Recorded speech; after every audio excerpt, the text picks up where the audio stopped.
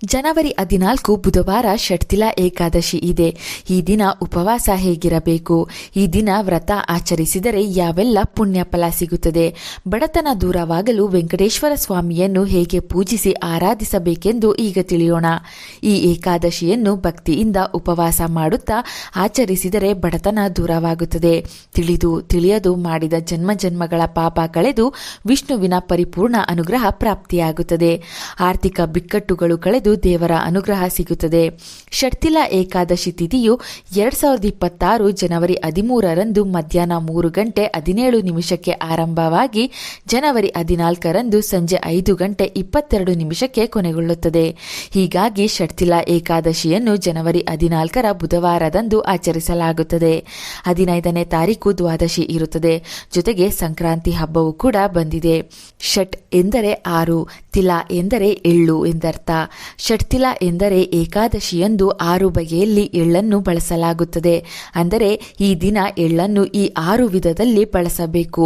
ಎಳ್ಳು ಮಿಶ್ರಿತ ನೀರಿನಿಂದ ಮೊದಲ ಸ್ನಾನ, 2ನೇ ಎಳ್ಳಿನ ಎಣ್ಣೆಯಿಂದ ಮಸಾಜ್, 3ನೇಯದಾಗಿ ಎಳ್ಳಿನಿಂದ ಹೋಮ, 4ನೇಯದಾಗಿ ಎಳ್ಳು ನೀರಿನ ಸೇವನೆ, 5ನೇಯದಾಗಿ ಎಳ್ಳನ್ನು ದಾನ ಮಾಡಬೇಕು, 6ನೇ ಮತ್ತು ಕೊನೆಯದಾಗಿ ಎಳ್ಳಿನ ಖಾದ್ಯಗಳು. ಈ 6 ವಿಧಗಳಲ್ಲಿ ಎಳ್ಳನ್ನು ಬಳಸುವುದರಿಂದ ಒಬ್ಬ ವ್ಯಕ್ತಿಯು ಅಕ್ಷಯ ಪುಣ್ಯವನ್ನು ಪಡೆಯುತ್ತಾನೆ ಮತ್ತು ಭಗವಾನ್ ವಿಷ್ಣುವಿನ ಕೃಪೆಯಿಂದ ಎಲ್ಲ ಪಾಪಗಳು ನಾಶವಾಗುತ್ತದೆ. ಇದರಿಂದ ವ್ಯಕ್ತಿಯು ಸ್ವರ್ಗದಲ್ಲಿ ಸ್ಥಾನವನ್ನು ಪಡೆಯುತ್ತಾನೆ. ಷಟ್ತಿಲಾ ಏಕಾದಶಿಯ ದಿನ ಎಳ್ಳು ದಾನಕ್ಕೆ ವಿಶೇಷ ಮಹತ್ವವಿದೆ. ಆದ್ದರಿಂದ ಎಳ್ಳನ್ನು ದಾನ ಮಾಡಿ. ಈ ಮಾಸದಲ್ಲಿ ಎಳ್ಳನ್ನು ದಾನ ಮಾಡಿದಷ್ಟು ಸಹಸ್ರಾರು ವರ್ಷಗಳ ಕಾಲ ಸ್ವರ್ಗದಲ್ಲಿ ನೆಲೆಸುವ ಅವಕಾಶ ಸಿಗುತ್ತದೆ ಎಂದು ಹೇಳಲಾಗುತ್ತದೆ. ಷಟ್ತಿಲಾ ಏಕಾದಶಿ ವ್ರತ ಕಥೆ ಪದ್ಮಪುರಾಣದ ಪ್ರಕಾರ ಪ್ರಾಚೀನ ಕಾಲದಲ್ಲಿ ಒಬ್ಬ ಮಹಿಳೆ ವಿಷ್ಣುವಿನ ಪರಮ ಭಕ್ತಳಾಗಿದ್ದಳು ಮತ್ತು ಅವಳು ಪ್ರತಿ ಪೂಜೆ ಮತ್ತು ಉಪವಾಸ ಇತ್ಯಾದಿಗಳನ್ನು ಮಾಡುತ್ತಿದ್ದಳು. ಉಪವಾಸವನ್ನು ಆಚರಿಸುವ ಮೂಲಕ ಸಂಪತ್ತು ಗಳಿಸುತ್ತಾಳೆ. ಆದರೆ ಈಕೆ ಯಾವ ದಾನಗಳನ್ನು ಕೂಡ ಮಾಡುತ್ತಿರಲಿಲ್ಲ. ಕೇವಲ ಏಕಾದಶಿಯನ್ನು ಮಾತ್ರ ಆಚರಿಸುತ್ತಾಳೆ. ಮಹಿಳೆ ತನ್ನ ಮರಣದ ನಂತರ ವೈಕುಂಠ ತಲುಪಿದಾಗ ಅವಳು ಖಾಲಿ ಗುಡಿಸಲನ್ನು ಕಂಡಳು. ಮಹಿಳೆ ವೈಕುಂಠಧಾಮದಲ್ಲಿ ವಿಷ್ಣುವನ್ನು ಕೇಳಿದಳು, ನನಗೇಕೆ ಖಾಲಿ ಗುಡಿಸಲು ಸಿಕ್ಕಿದೆ? ಆಗ ದೇವರು, ನೀನು ಯಾವತ್ತೂ ಏನನ್ನೂ ದಾನ ಮಾಡಿಲ್ಲ, ಆದ್ದರಿಂದ ನಿನಗೆ ಈ ಫಲ ಸಿಕ್ಕಿದೆ ಎಂದು ಹೇಳಿದನು. ಒಮ್ಮೆ ನಾನು ನಿನ್ನ ಉದ್ಧಾರಕ್ಕಾಗಿ ಭಿಕ್ಷೆ ಕೇಳಲು ಬಂದಿದ್ದೆ, ಆದರೆ ನೀನು ನನಗೆ ಮಣ್ಣಿನ ಮುದ್ದೆಯನ್ನು ಕೊಟ್ಟೆ. ಇದರಿಂದ ವಿಷ್ಣು ಲೋಕದಲ್ಲಿ ನಿನಗೆ ತೃಪ್ತಿ ಸಿಗುವುದಿಲ್ಲ ಎಂದು ಹೇಳುತ್ತಾನೆ. ಭಗವಾನ್ ವಿಷ್ಣುವಿನ ಮಾತುಗಳನ್ನು ಕೇಳಿದ ಮಹಿಳೆಯು ಪಶ್ಚಾತ್ತಾಪ ಪಟ್ಟಳು ಮತ್ತು ತನ್ನ ತಪ್ಪನ್ನು ಸರಿಪಡಿಸುವ ಮಾರ್ಗವನ್ನು ಭಗವಂತನಲ್ಲಿ ಕೇಳಿದಳು. ಆಗ ಶ್ರೀಹರಿಯು, ದೇವಕನ್ಯೆಯರು ನಿನ್ನನ್ನು ಭೇಟಿಯಾಗಲು ಬಂದಾಗ ಅವರನ್ನು ನಿಮ್ಮ ಗುಡಿಸಲಿಗೆ ಆಹ್ವಾನಿಸಬೇಕು ಮತ್ತು ಅವರು ಷಟ್ತಿಲಾ ಏಕಾದಶಿಯ ಉಪವಾಸದ ಬಗ್ಗೆ ಹೇಳುವವರೆಗೆ ಗುಡಿಸಲ ಬಾಗಿಲು ತೆರೆಯಬೇಡಿ ಎಂದು ಹೇಳಿದನು. ಒಮ್ಮೆ ದೇವಕನ್ಯೆ ಆ ಮಹಿಳೆಯ ಗುಡಿಸಲಿಗೆ ಬಂದು ಷಟ್ತಿಲಾ ಏಕಾದಶಿಯ ಮಹತ್ವವನ್ನು ಹೇಳುತ್ತಾರೆ. ಅದರ ನಂತರ ಮಹಿಳೆಯು ವಿಧಿವಿಧಾನಗಳ ಪ್ರಕಾರ ಷಟ್ತಿಲಾ ಏಕಾದಶಿ ವ್ರತವನ್ನು ಪೂರ್ಣಗೊಳಿಸುತ್ತಾಳೆ.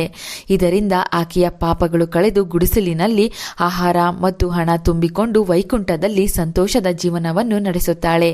ಈ ದಿನ ಏಕಾದಶಿ ಇಂದಿನ ದಿನದಿಂದಲೇ ರಾತ್ರಿಯಿಂದ ಅಲ್ಪ ಆಹಾರ ಸೇವಿಸಬೇಕು. ಏಕಾದಶಿ ಇಡೀ ದಿನ ಉಪವಾಸವಿದ್ದು ವಿಷ್ಣು ನಾಮಸ್ಮರಣೆ ಮಾಡಬೇಕು. ಮನೆಯಲ್ಲಿ ಬೆಳಿಗ್ಗೆ ಸಂಜೆ 2 ಸಮಯದಲ್ಲಿ ತುಪ್ಪದ ದೀಪವನ್ನು ಹಚ್ಚಿ ತಪ್ಪದೆ ಓಂ ನಮೋ ಭಗವತೆ ವಾಸುದೇವಾಯ ಎಂದು 108 ಬಾರಿ ಹೇಳಿಕೊಳ್ಳಿ.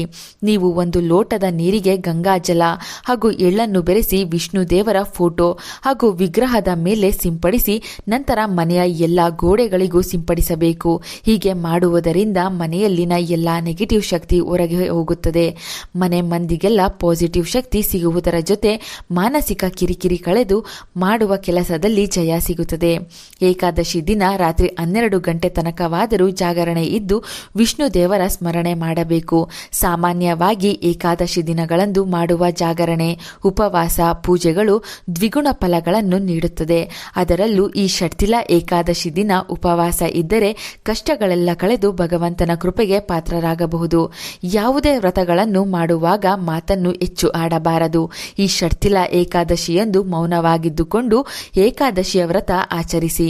ನಿಮ್ಮ ಕಷ್ಟಗಳನ್ನೆಲ್ಲ ಸಾಕ್ಷಾತ್ ವೆಂಕಟೇಶ್ವರ ವೆಂಕಟೇಶ್ವರ ಸ್ವಾಮಿ ಅಂದರೆ ವಿಷ್ಣು ದೇವರು ಕಳೆದು ಅದೃಷ್ಟ ನೀಡುತ್ತಾನೆ.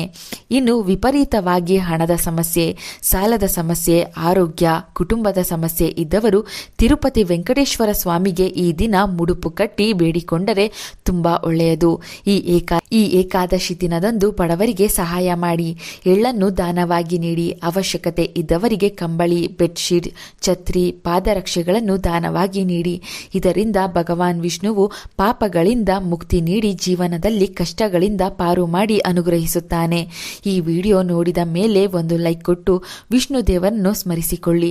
ನಮ್ಮ ಚಂದನ ಲೋಕ ಯೂಟ್ಯೂಬ್ ಹಾಗೂ ಫೇಸ್ಬುಕ್ ಪೇಜನ್ನು ಫಾಲೋ ಮಾಡಿ. Thank you.